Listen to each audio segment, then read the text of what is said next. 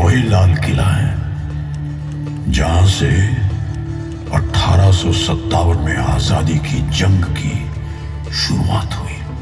वही दिल्ली है जिसे 7 बार उजाड़ा और फिर बसाया गया। तोमर से लेकर मामलुक और सैयद से लेकर लोधी तक हर वंश ने दिल्ली से ही पूरे हिंदुस्तान पर हुकूमत करी। दिल्ली के लोगों, ये लाल किला मुबारक हो। जगह जगह विद्रोह की आग भड़कने लगी। नाना साहब, तातिया टोपे, अजीमुल्ला, बांदा का नवाब और झांसी की रानी अब आजादी की जंग के लिए तैयार होने लगे। This is Brevet Major Hobson, and I never let my men take any prisoners, but shoot them at once. Fire!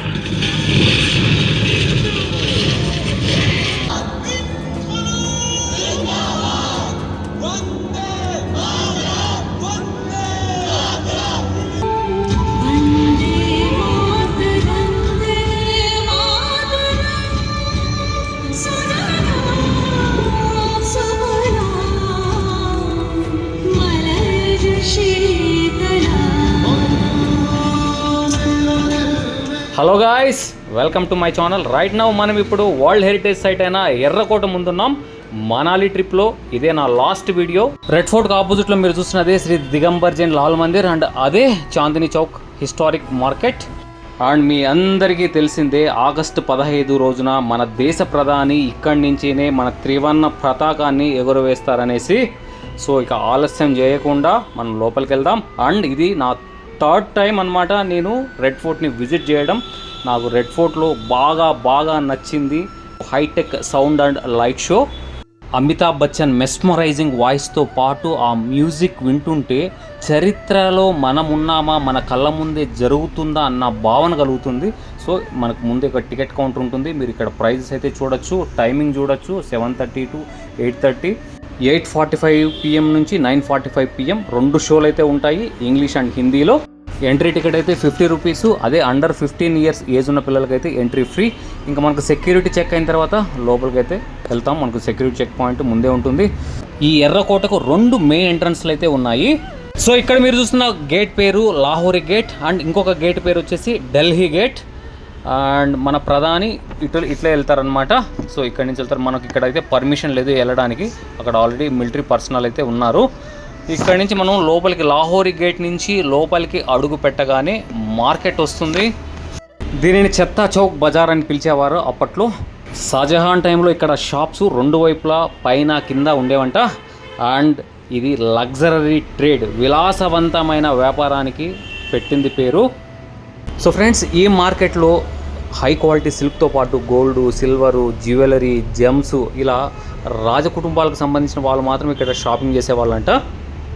ఇక సౌండ్ అండ్ లైట్ షో విషయానికి వస్తే కరోనా తర్వాత ఇది పూర్తిగా ఆధునీకరించారు హైటెక్ హంగులతో.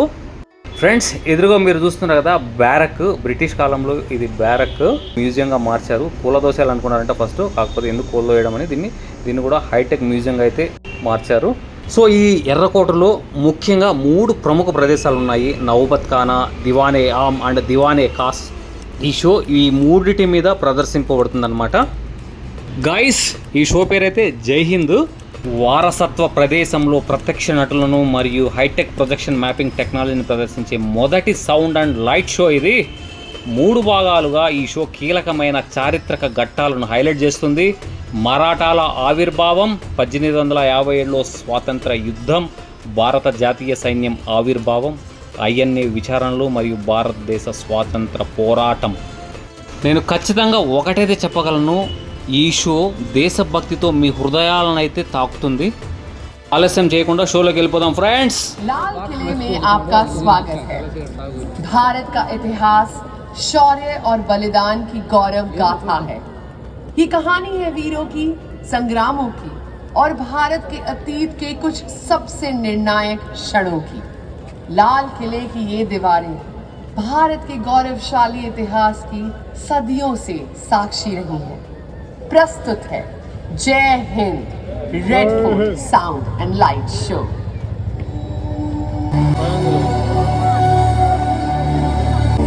बहुत दूर से सफर करके आया हूं, अनदेखे अनसुने किस्से साथ लाया हूं। मैं रुक जाऊं तो ये सिलसिला भी रुक जाए, मैं थम जाऊं तो ये कारों विशाल हूं, अपार हूं, सुनी कहानियों का जागीरदार नहीं, मैं खुद कहानीकार हूं। मैं वक्त हूं, वक्त। आज आप सब मुझे अपने कुछ कीमती पल दे रहे हैं, इत्तेफाक माने या तंज, पर वक्त को वक्त सौंप रहे हैं आप।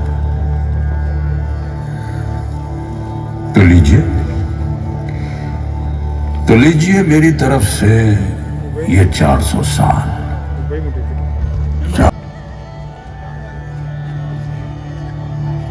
ये वही दिल्ली है जिसे 7 बार उजाड़ा और फिर बसाया गया। तोमर से लेकर मामलुक और सैयद से लेकर लोधी तक हर वंश ने दिल्ली से ही पूरे हिंदुस्तान पर हुकूमत करी। कहा जाता है आज से 5000 साल पहले यहां से कुछ ही दूर पांडवों की राजधानी इंद्रप्रस्थ भी हुआ करती थी, और इन सब के बीच एक ऐसा वक्त आया जब मुगलिया हुकूमत ने इस पर अपना परचम लहराया।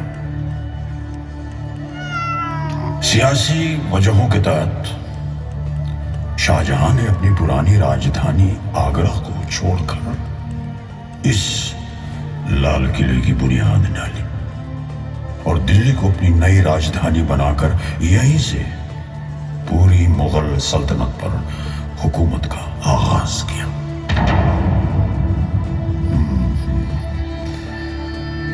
कभी इस लाल किले से गजलों की मिठास, तो कभी शमशीर का जलवा और तोप की गूंज। कभी यहां से पूरे हिंदुस्तान पर राज हुआ, तो कभी उसी हिंदुस्तान के देशभक्तों पर मुकदमा। न जाने कितनी दफा इसे लूटा गया, इस पर खौफनाक हमले हुए। न जाने क्या क्या देखा है इन दीवारों ने, पर ये लाल किला ही तो है जिसने मुझे यानी कि वक्त को ये सब सहने के बावजूद मात दे दी। न सिर्फ पिछले 400 साल से ये यहां बेबाक और निडर खड़ा है, बल्कि आज भी हिंदुस्तान का बुलंद निशान है।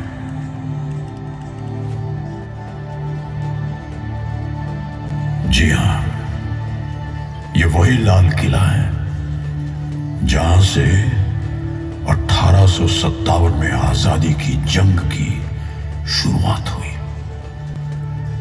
और ये वही लाल किला है जहां आज भी शान और गुरूर के साथ देश का तिरंगा लहराया जाता है।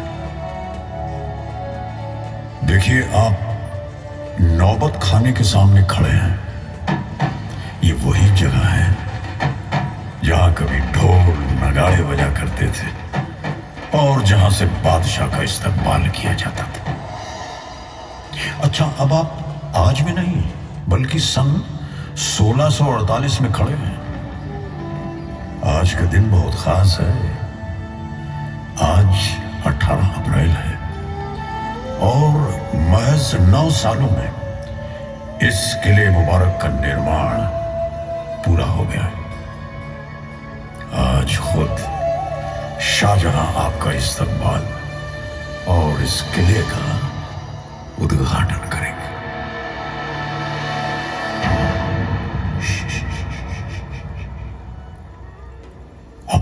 नजरें जरा नीची कर लें। शाहजहां की चहेती बेटी, शहजादियों की शहजादी जहानारा अपनी कनीजों के साथ नौबतखाने की तरफ तशरीफ ला रही है।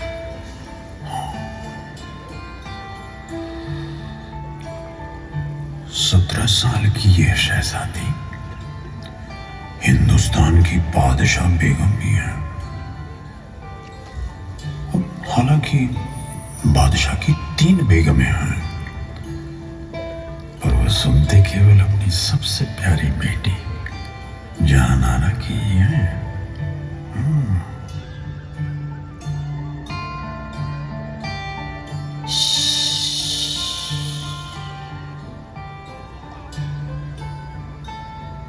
कुछ सुना तुमने? क्या सुनना है बादशाह बेगम? कल कल बहती यमुना की लहरों की आवाज, कितनी सुरीली है इसकी तान। वालिद साहब ने अपनी नई राजधानी के लिए ये जगह चुनी है। यमुना हमारी हिफाजत भी करती है, खुशहाली, तरक्की और हमेशा आगे बढ़ते रहने की नसीहत भी देती है। सुनो, गौर से सुनो, यमुना गाती है। जी बादशाह बेगम, सचमुच बहुत सुरीली है ये आवाज, जैसे छेड़ दिया है किसी ने राग दरबारी। नहीं नहीं, ये तो है राग हिंडोल। शहजादी साहिबा, देर हो रही है, हमें चलना चाहिए। बादशाह हुजूर दीवाने आम पहुंचते ही होंगे। हाँ हाँ, तो फिर चलो, जल्दी चलो। आज तक आप शाहजहां से सिर्फ किताबों के पन्नों में मिले होंगे। आज मैं आप सभी को उनके दरबार में शामिल होने की दावत देता हूं। अब आप कोई और नहीं है, बल्कि शाहजहानाबाद के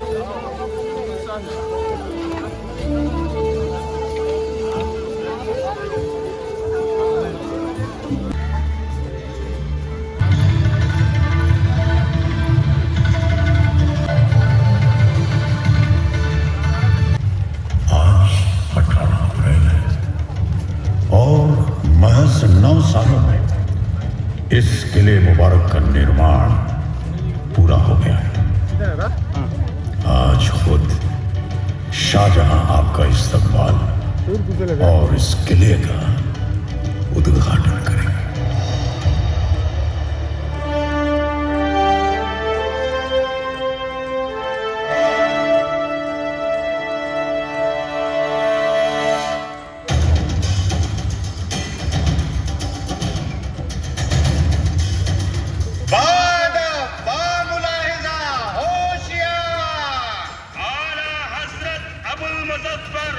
शहाबुद्दीन मोहम्मद साहिब ईरान सानी जिल्ले सुबहानी शहंशाह हिंदुस्तान।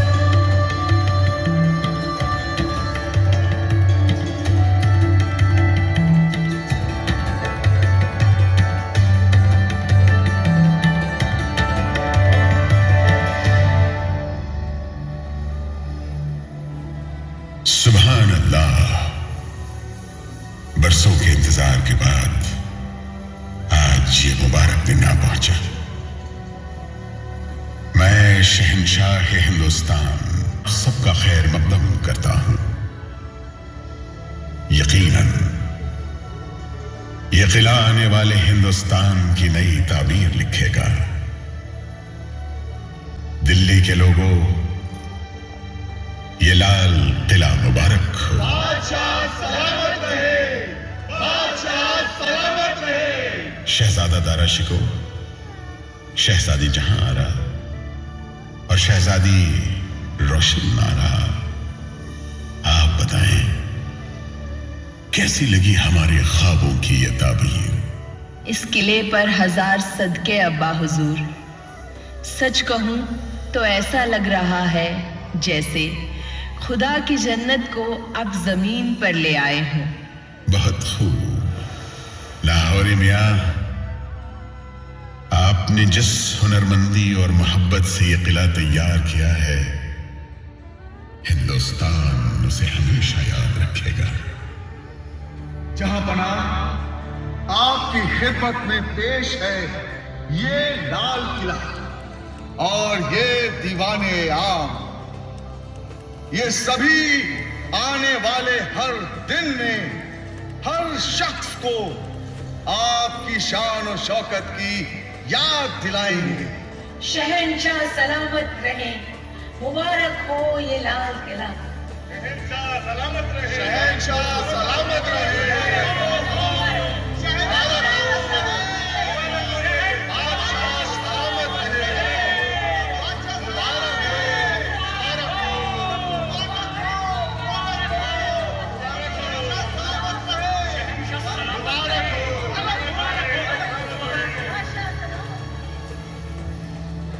इतिहास को किताबों की पन्नों के जरिए पढ़ने में और इतिहास के खेल को अपनी आंखों से देखने में जमीन आसमान का फर्क होता है। आज इतिहास आप सबके लिए इतिहास न रहकर हकीकत में बदल जाएगा। अब आप सन 1657 की तरफ बढ़ रहे हैं। आइए देखें आगे क्या होता है। तो चलिए चलिए चलिए चलिए जल्दी चलिए।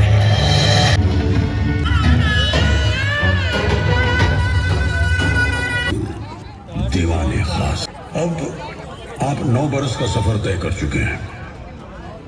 नजरें उठाइए और चारों तरफ देखिए। दीवाने खास की शोभा में शामिल ये सभी हसीन इमारतें, ये हमाम, मोती मस्जिद, ये खास महल और रंग महल। जिस दीवाने खास पर आप इस वक्त मौजूद हैं, वहीं किसी रोज शिको ने भगवत गीता और कई उपनिषदों का फारसी में अनुवाद किया था। इसी दीवाने खास में तानसेन का दामाद गण समुद्र अपनी मधुर आवाज में ध्रुपद राग गाकर सबको सम्मोहित कर लेता था। सूरसेन की बीन और सुखसेन की रबाब की मधुर धुन भी सदा यहीं से सुनाई दिया करती थी। और इसी दीवाने खास से किसी जमाने में तय होती थी सल्तनत और पूरे हिंदुस्तान की किस्मत।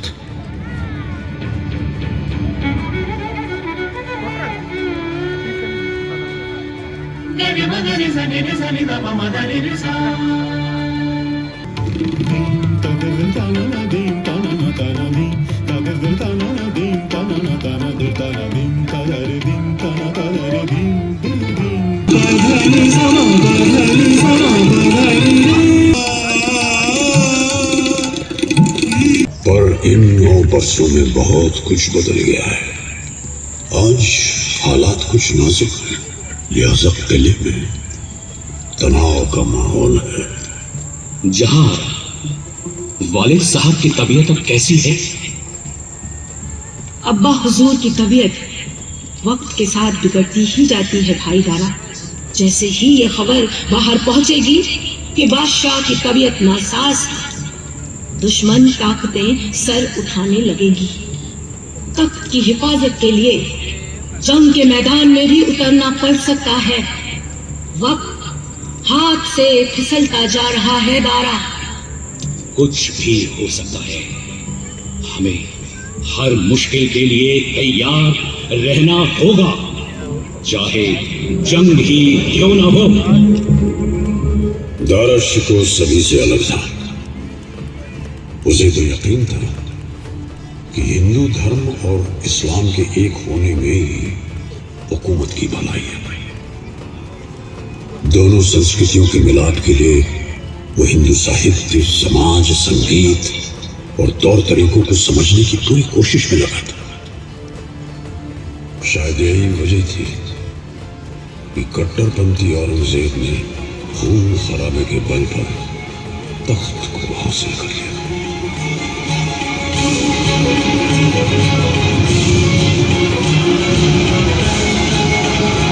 हिंदुस्तान के तख्त को जीतने के बाद औरंगजेब ने दारा शिकोह का सर कलम कर उसे सुनहरी पगड़ी में लपेटकर अपने अब्बा हुजूर को तोहफे की शक्ल में भेज दिया।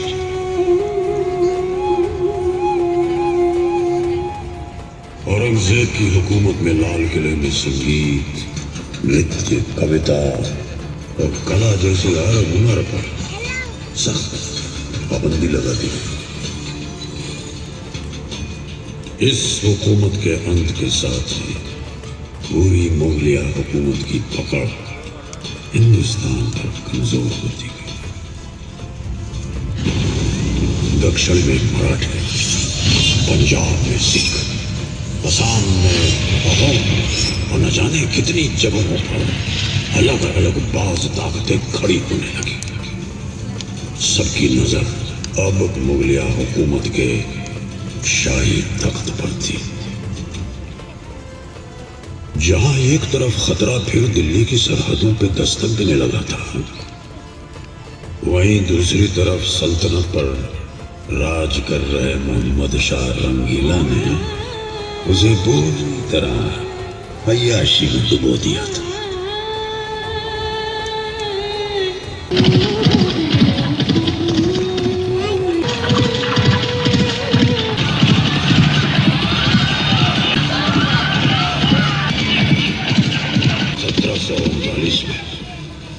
फारस से एक ऐसा तानाशाह आया जिसने लाल किले की शान को पल भर में मिट्टी में मिला दिया।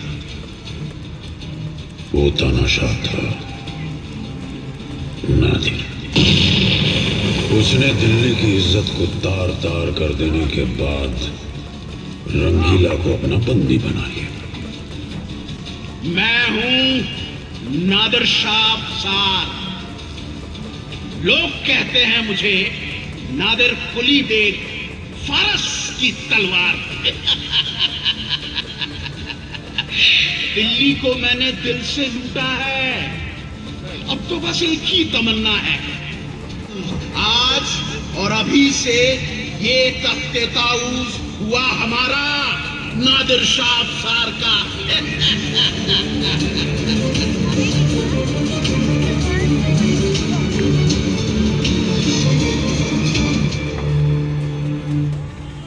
कहते हैं दिल्ली की लूट को नादिर शाह 700 हाथी, 400 ऊँटों और 12,000 घोड़ों पर लाद कर फारस ले गया था। इसी लूट में शामिल था मुगलों का मशहूर तख्त ताऊस। कई कीमती रत्नों से बना ये तख्त कभी मुगल सल्तनत की शान की निशानी हुआ करता था। न जाने कितने दिनों तक जली थी ये दिल्ली, पर इस डगमगाती हुई हुकूमत के पास अभी एक और नूर बाकी था, कोहिनूर। वही कोहिनूर जो आज ब्रिटेन में मौजूद है। उस जमाने में कोहिनूर का वजूद महज एक अफवाह थी। अब कैसे न होती।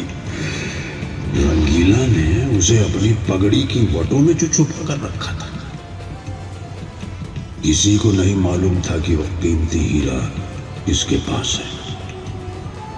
सिर्फ एक नूरबाई ही थी जिससे रंगीला का ये राज छुप नहीं पाया। बदकिस्मती से नूरबाई का रंगीला के अलावा एक और यार था, नादिर शाह, और उसने ये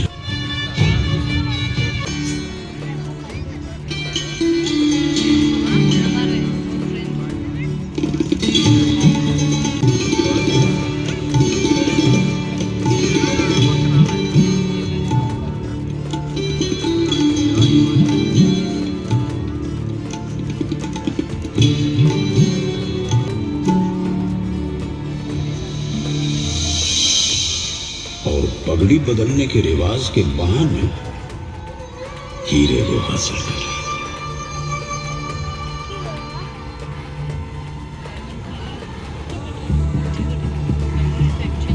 खौफनाक हमलों, लूटपाट और लंबे संघर्ष के बाद कभी शाम से खड़ा ये लाल किला अब खोखला हो गया था। 18वीं सदी में मुगल बिखरने लगे थे और सल्तनत कमजोर पड़ती जा रही थी। और अब अफगान के बादशाह अहमद शाह अब्दाली ने लगातार हिंदुस्तान पर कई खौफनाक हमले किए और आखिरकार सन 1757 में वो दिल्ली की सरहदों तक पहुंच गए। उस वक्त राज कर रहा मुगल बादशाह आलमगीर बस नजीब के हाथों की एक कठपुतली बनकर रह गया और ताकतवर बनने की चाह में उसने आलमगीर कुलबे का कत्ल कर दिया। वो कहां जानता था कि उसकी इस हरकत का जवाब मुगल मराठों के साथ मिलकर देंगे। मदद के लिए आई मराठों की विशाल और शक्तिशाली फौज ने किले को बाहर से घेर लिया। अब नजीब या तो मराठों की हर शर्त मान ले या फिर मरने के लिए तैयार हो जाए।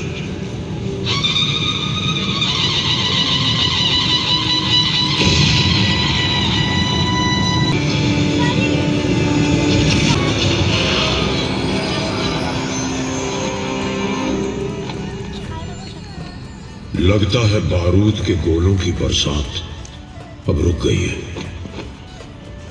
शायद नजीब ने मराठों की सभी शर्तें मंजूर कर ली।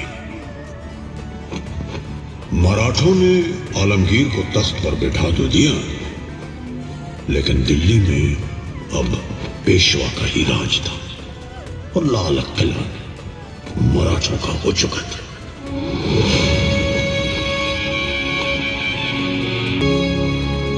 सत्रह 1788 से लेकर लगभग 20 सालों तक मराठे दिल्ली में मौजूद रहे, लेकिन किस्मत ने एक बार फिर पासा फेंका और वो भी अपनी हुकूमत दिल्ली में ज्यादा दिन नहीं चला पाए।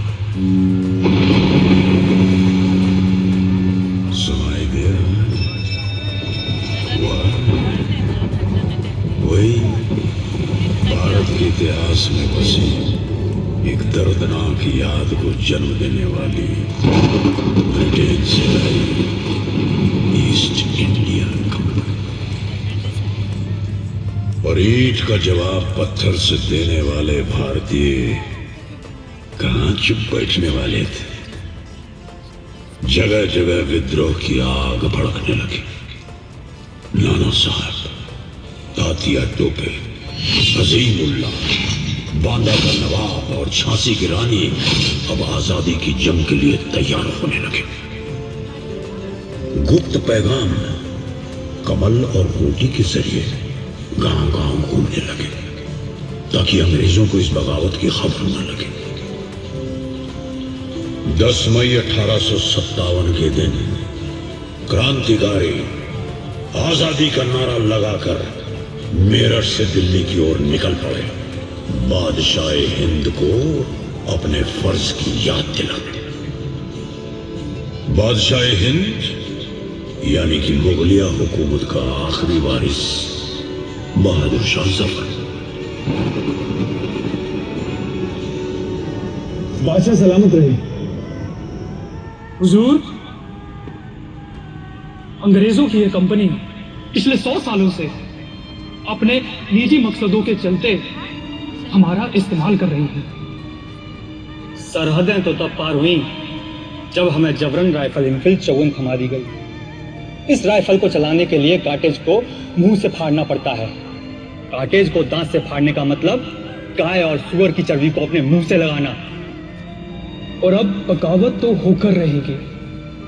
आज से हर दिन तक हमारा नाम और हिमायत दोनों हिंदुस्तान के साथ रहेगा। हम सब एक होकर अपनी जमीन की आजादी के लिए जंग लड़ेंगे। लाल किले से दी गई 21 तोपों की इस सलामी से पूरा शहर जाग, सदियों बाद शाही तख्त को अपनी खोई हुई इज्जत वापस मिली और पूरा देश दुश्मन का सामना करने के लिए एक होकर खड़ा हुआ। आजादी की ये जंग बख्त खान की अगुवाई में लड़ी जा रही थी, जिसे खुद बादशाह ने चुना था। हिंदुस्तानी फतेह के बहुत करीब थे जब बख्त खान ने बादशाह से अपनी अगुवाई में एक आखिरी जंग लड़ने की दरख्वास्त की। बादशाह ने बख्त खान की बात मान तो ली, लेकिन उन्हें क्या मालूम था कि उनके महल में ही अंग्रेजों के वफादार खबरी छुपे बैठे हैं। कोई और नहीं बल्कि उनके अपने परिवार के सदस्य। बदकिस्मती से वो गद्दारों के बहकावे में आ गए और उन्होंने जंग में अपने फर्ज को त्याग दिया। फिर घुस पड़े अंग्रेज लाल किले के अंदर। सैनिकों का जोश टूट गया और वो बिखरने लगे। शाही परिवार हुमायूं के मकबरे में जा छुपा। उन्हीं के बीच छुपे हुए गद्दारों ने बादशाह से आत्मसमर्पण करवा दिया और अंग्रेजों ने मौका मिलते ही लाल किले पर कब्जा कर लिया। दिल्ली में लूट के नजारे थे और अंग्रेज अफसर हॉटसन को अपने कातिलाना इरादों को अंजाम देने का मौका मिल गया था। Major William Hodson, East India company ने उसे इस बगावत को रोकने और राजद्रोहियों के मन में डर पैदा करने के लिए खास ब्रिटेन से बुलवाया। This is Brevet Major Hobson, and I never let my men take any prisoners, but shoot them at once. Fire!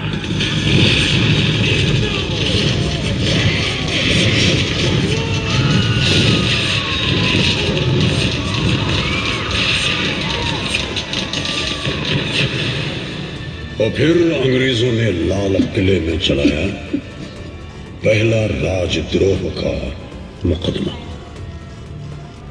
कई शहजादों को फांसी दी, कई इनकलाबियों को मार गिराया। मुकदमे के नतीजे के बाद बादशाह को देश निकाला देकर रंगून भेज दिया गया। कितना है बदनसीब जफर, दफन के लिए 2 गज जमीन भी न मिली। कोई यार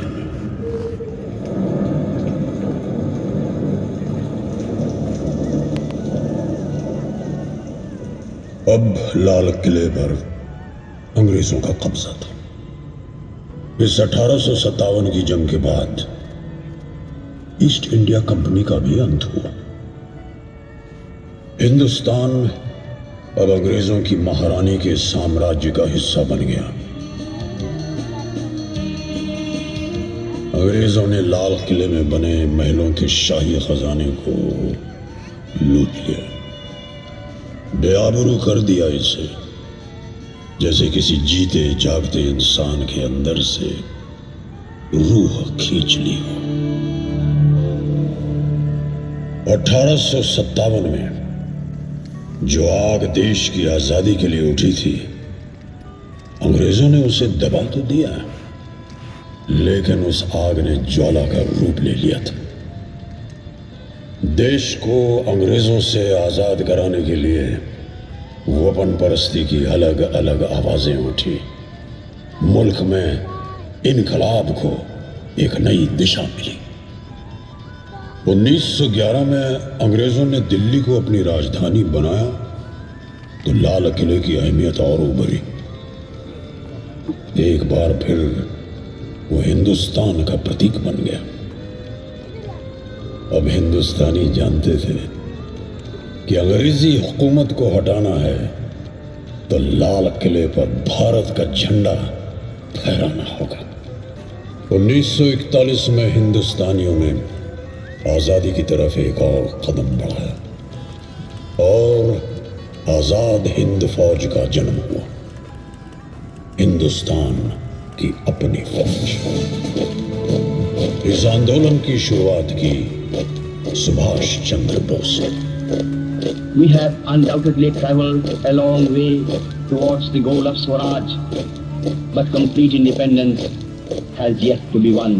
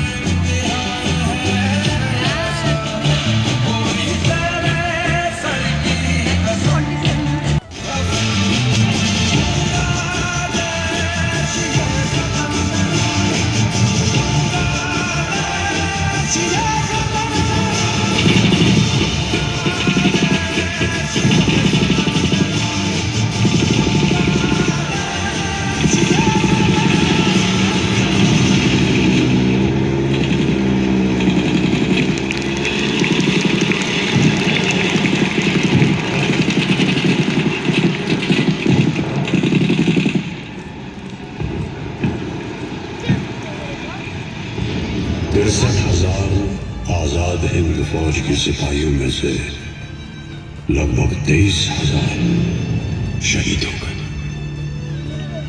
कुछ 15,000 को रंगून, बैंकॉक और सिंगापुर से पकड़ पकड़ कर हिंदुस्तान लाए। नीलगंज, मुल्तान, मद्रास और कई अन्य जगहों पर उन्हें कैद करके उन पर जुल्म ढाए गए। कितनों को तो राजद्रोही करार देकर फांसी के फंदों पर चढ़ा दिया।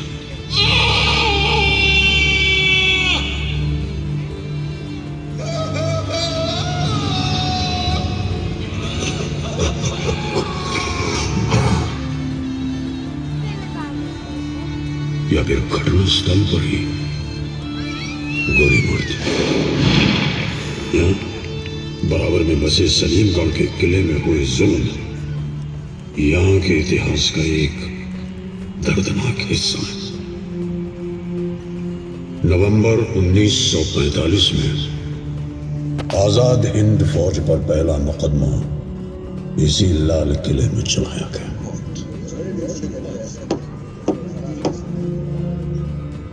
अंग्रेजों से हिंदुस्तानियों की ये एकता बर्दाश्त नहीं हो रही थी। देश के टुकड़े करने के लिए उन्होंने एक और दांव खेला। मुकदमे के लिए 3 अलग अलग धर्म यानी हिंदू, मुसलमान और सिख से एक सदस्य चुना, लेकिन असर इसका उल्टा। लोगों का संकल्प अब और भी मजबूत हो गया।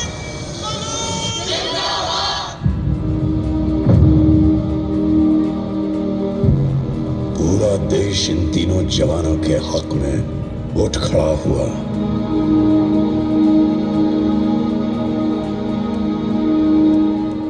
लाल किले से आई आवाज सैगल दिलों शाहनवाज।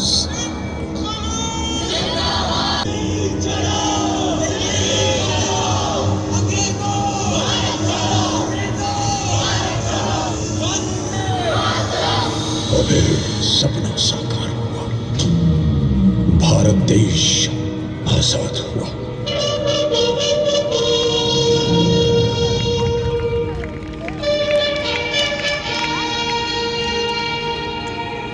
आजादी का तिरंगा बड़ी शान से लहराया गया इस किले पर, इस लाल किले पर। On this historic day, when India achieved her freedom as a free and independent dominion of the British Commonwealth of Nations, I send you all my feelings and heartfelt wishes. Long years ago, we made a pact with destiny. At the stroke of the midnight hour, when the world sleeps, India will awake to life and freedom.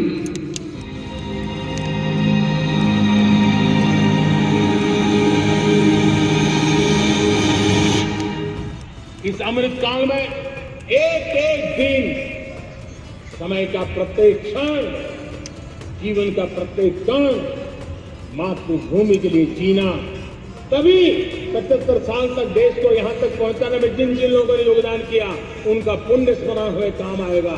जय हिंद।